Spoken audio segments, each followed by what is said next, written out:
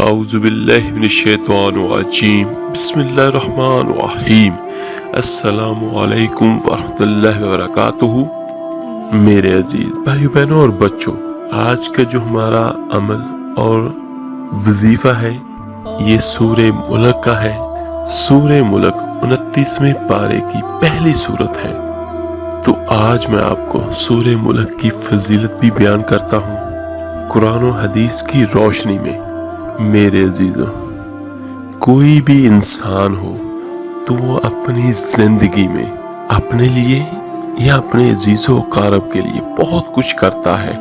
اگر اللہ نے کسی کو مال و دولت عطا کیا ہو تو اگر تھوڑی سی گرمی آتی ہے تو اس کا بھی سد باب کر لیتا ہے، اور اگر سردی ہو اس کا بھی سد باب وہ کر لیتا ہے۔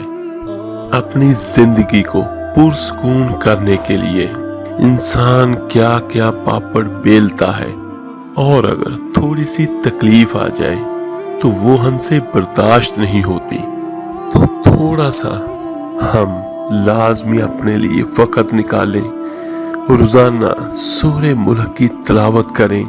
یہ بہت بڑی سورت نہیں ہے، چھوٹی سی سورت ہے۔ اس کا فائدہ کیا ہوگا میرے عزیزوں؟ صرف ایک سانس نکلنے کی دیر ہے، اور اس کے بعد انسان صرف ڈیڈ باڈی کی شکل میں اس دنیا میں ہوگا، وہ بھی کچھ لمحات کے لیے یا کچھ گھنٹوں کے لیے۔ ساتھ ہی ہمارا نام ختم ہو جائے گا اور صرف میت ہوگا کہ میت کو اٹھاؤ۔ دنیا میں جتنا مرضی بڑے سے بڑا آدمی ہو، جو مرضی بھی ہو، لیکن جب ایک سانس نکل گئی یا سانس کی ڈوری ٹوٹ گئی میرے اللہ کے حکم سے تو صرف میت۔ کیوں اس مٹ جانے والی زندگی میں تکبر کا شکار ہوتے ہو؟ کیوں اپنی ہستی اور اوقات کو بھول جاتے ہو؟ صرف چند دن گزرنے کے بعد قبر میں انسان کے ساتھ جو ہوتا ہے وہ اگر کوئی دیکھ لے تو وہ ساری زندگی میں ایک بھی ایسا کام نہ کرے جو اللہ کو ناراض کرنے والا ہو، اور اپنی ساری زندگی توبہ استغفار میں گزار دے۔ اجل ہی نے چھوڑا نہ کسرا نہ دارا، اسی سے سکندر صفاتی بھی ہارا۔ ہر ایک لے کر کیا کیا نہ حسرت سے دھارا، پڑا رہ گیا سب یوں ہی ٹھاٹھ سارا۔ جگہ جی لگانے کی دنیا نہیں ہے، یہ عبرت کی جاں ہے تماشا نہیں ہے۔ میرے عزیزوں، دنیا کو فتح کرنے نکلا سکندر اعظم، اور اس نے 12 سال میں زمین کو زیر و زبر کر دیا، اور خود 32 سال 10 مہینے اور چند دن کی عمر میں جب موت نے اس کو جھٹکا دیا، وہ اس وقت عراق میں تھا۔ اسے پاکستان کے شہر ملتان میں تیر لگا۔ واپسی پر ٹیکسلا سے جب یہ ہٹا تھا تو یہ ملتان کو فتح کرتے ہوئے نکلا، اور ملتان میں اس کو تیر لگا۔ اس کا زخم گہرا ہو گیا، اور اس نے اس تیر کے بدلے ملتان کے انسانوں کو اور جانوروں کو ذبح کروا دیا۔ انسان تو وہ ذبح کروا ہی دیتا تھا، لیکن اس نے حکم دیا کہ کوئی جاندار آنکھ زندہ نہ بچے۔ اس نے انسانوں کے بھی کھوپڑیوں کے مینار اور جانوروں کے بھی کھوپڑیوں کے مینار لگوا دیے۔ وہی زخم اس کے لیے بابل عراق میں جا کر اس کی موت کا سبب بنا۔ جب موت نے اس کو جھٹکا دیا، 32 سال 10 مہینے 8 یا 10 دن اس کی عمر تھی، تو سنو اس کی آخری خواہش کیا تھی؟ کوئی ہے جو مجھ سے میری ساری سلطنت لے لے اور مجھے چند دن زندگی ادھار دے دے، میں اپنے ملک میں مرنا چاہتا ہوں۔ عراق سے آگے ترکی، اور ترکی سے آگے یونان کا مقدونیہ۔ 1 مہینہ یا 30-35 دن کا سفر باقی ہے، اور وہ لوگوں سے 30 سے 35 دن ادھار مانگ رہا ہے۔ لاکھوں انسانوں کو ذبح کر کے کھوپڑیوں کے مینار بنانے والے کو میرے اللہ نے چوہے کی طرح بے بس کر کے مارا اور ساری دنیا کو ڈھنکے کی چوٹ پر بتایا کہ کل من علیہا فان کل نفس ذائقۃ الموت۔ تو میرے عزیزو، سکندر جیسے لوگ اس دنیا سے چلے گئے تو ہماری اوقات ہی کیا ہے۔ اور دوسری بات یہ میرے اللہ نے کہا ہے کہ ہر جاندار کو موت کا ذائقہ چکھنا ہے، تو اس میں کیا انسان، کیا جنات، کیا فرشتے۔ جب ہم نے جانا ہی جانا ہے تو ہم ایسا کام کریں جس سے ہمیں آنے والی زندگی جو عالم برزخ کی ہوگی یا قبر کی زندگی ہوگی، ہم اپنی دنیا کے آرام و آرائش کے لیے بہت کچھ کرتے ہیں، تو کچھ ایسا عمل، کچھ ایسا کام کر لے جو ہماری آگے آنے والی زندگی میں ہمارے کام آئے۔ تو میرے عزیزوں، میں آپ کو بیان کرتا ہوں کہ کچھ لوگ ایسے ہوں گے جن کو عذاب قبر ہوگا ہی نہیں۔ میرے آقا کریم دو جہاں صلی اللہ علیہ وآلہ وسلم نے ارشاد فرمایا، جو اللہ کے راستے میں شہید ہو گیا اسے عذاب قبر نہیں ہوگا، بلکہ ایک حدیث میں تو یہ ہے کہ اس کا حساب کتاب بھی نہیں ہوگا، اللہ بغیر حساب کتاب کے جنت عطا فرمائے گا۔ اور یہ ایک سنن ترمذی کی حدیث ہے، اور اس کے راوی حضرت عبداللہ ابن عمر رضی اللہ تعالی عنہ ہے۔ آقا کریم دو جہاں صلی اللہ علیہ وآلہ وسلم نے ارشاد فرمایا، جو مسلمان جمعے کے دن یا جمعے کی رات کو فوت ہو، اس کو اللہ تعالیٰ قبر کی آزمائش سے محفوظ رکھتا ہے۔ یعنی جو جمعے کی رات یا جمعے کے دن کو فوت ہو جائے، جمعے رات اور جمعے کی درمیانی شب، اس کو جمعے کی رات بولتے ہیں، جو اس شب کو چلا جائے یا جمعے کے دن، تو اللہ تعالیٰ اسے عذاب قبر کی آزمائش سے محفوظ رکھتا ہے۔ جو بندہ اللہ کے راستے میں شہید ہو اس کو عذاب قبر نہیں ہوتا۔ جو آدمی جمعے کے دن یا جمعے کی رات چلا جائے اسے بھی عذاب قبر نہیں ہوتا۔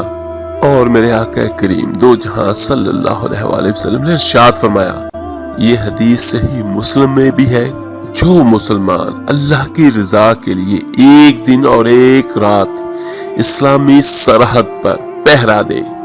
میرے عزیزو، ہم لوگ تو سو رہے ہوتے ہیں، لیکن وہ سولجر جو بارڈروں پہ کھڑے ہیں ان کے لیے میرے آقا کریم نے کیا ارشاد فرمایا، ساری زندگی نہیں یا 24-25 سال کی سروس نہیں، فرمایا میرے آقا کریم نے ایک دن اور ایک رات جو اللہ کی رضا کے لیے اسلامی سرحد پر پہرا دے، مسلمانوں کو کافروں سے بچائے، میرا اللہ اسے عذاب قبر نہیں دے گا، اللہ تعالیٰ اپنے فضل سے اس کو معاف فرما دے گا۔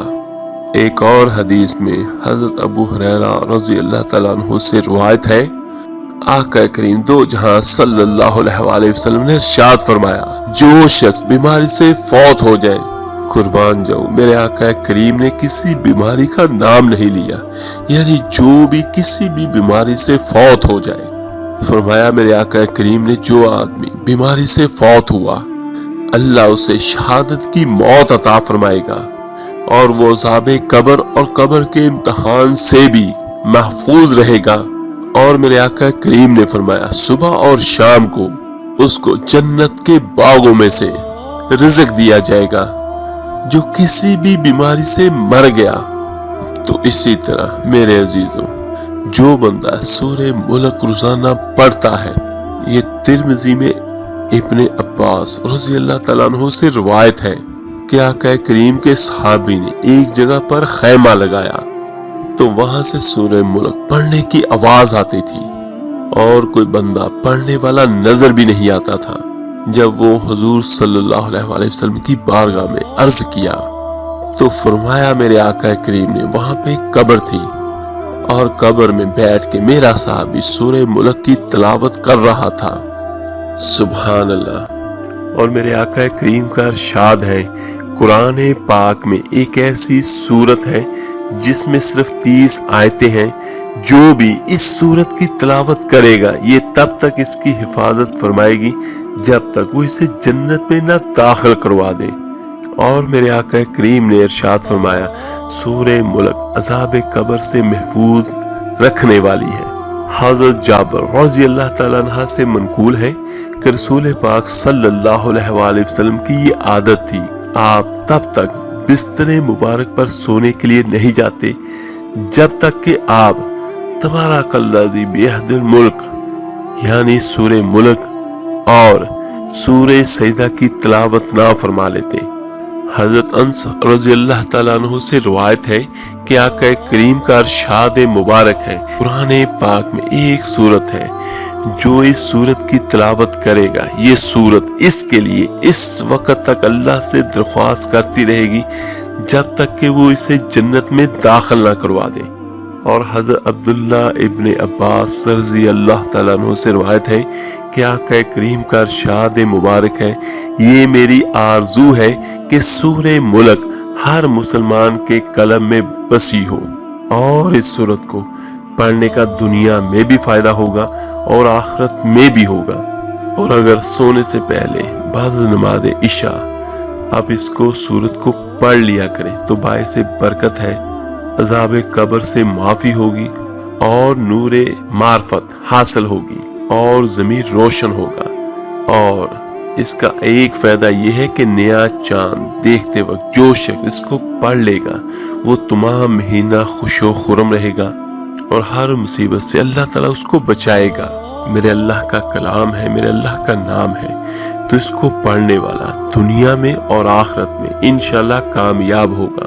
تو میرے عزیزو، ہم اپنی دنیا کے لیے بہت زیادہ محنت کرتے ہیں، بہت زیادہ سٹرگل کرتے ہیں، تو اگر ہم تھوڑا سا 24 گھنٹوں میں صرف تھوڑا سا وقت نکال کر ہم سورہ ملک کو پڑھ لیتے ہیں تو انشاءاللہ تعالیٰ اس کا فائدہ ہمیں آخرت میں بہت بہت ہوگا۔ عذاب قبر سے بھی یہ محفوظ رکھے گی، اور جو حدیث مبارکہ میں نے بیان کی ہے کہ یہ اپنے پڑھنے والے کو جنت میں بھی داخل کروائے گی۔ اللہ تعالیٰ سے دعا ہے اللہ تعالیٰ ہمارے دلوں کو قرآن اور سنت کی روشنی سے منور فرمائے، اور جو اس دنیا فانی سے جا چکے ہیں اللہ تعالیٰ اپنی رحمت سے، اپنے کرم سے، اپنے فضل سے ان سب کو جنت الفردوس میں اعلیٰ مقام عطا فرمائے، آمین ثم آمین۔ اس ویڈیو کو لائک اور شیئر ضرور کیجیے گا، صدقہ جاریہ سمجھ کر آپ میرے لیے دعا کیجیے گا، انشاءاللہ میں آپ سب کے لیے ضرور دعا کروں گا۔ تو ملتے ہیں جلدی انشاءاللہ تعالیٰ ایک نئے وظیفے اور عمل کے ساتھ۔ اپنا بہت بہت خیال رکھیے گا، اللہ حافظ۔ صلی اللہ علیہ وسلم